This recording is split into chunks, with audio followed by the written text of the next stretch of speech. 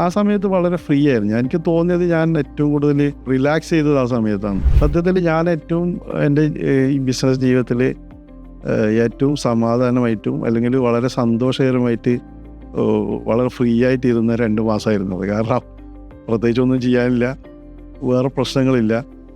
പിന്നെ ഞാൻ ചിന്തിക്കുന്നത് എന്താണ് ഒരു മനുഷ്യൻ്റെ ഏറ്റവും നീഡ്?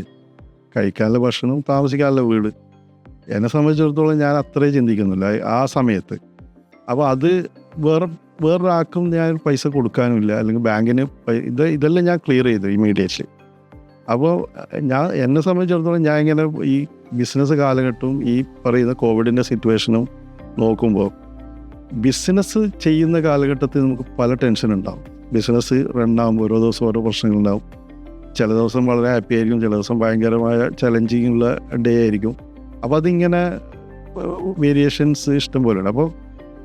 പക്ഷെ ആ സമയത്ത് നമുക്ക് വേറൊന്നുമില്ലല്ലോ, ബിസിനസ് ചെയ്യുന്നില്ല. 1 മാസം 1.5 മാസം നമ്മൾ വീട്ടിൻ്റെ അകത്താണ്.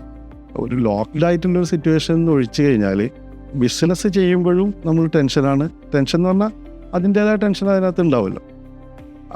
ആ സമയത്ത് വളരെ ഫ്രീ ആയിരുന്നു. എനിക്ക് തോന്നിയത് ഞാൻ ഏറ്റവും കൂടുതൽ റിലാക്സ് ചെയ്തത് ആ സമയത്താണ്.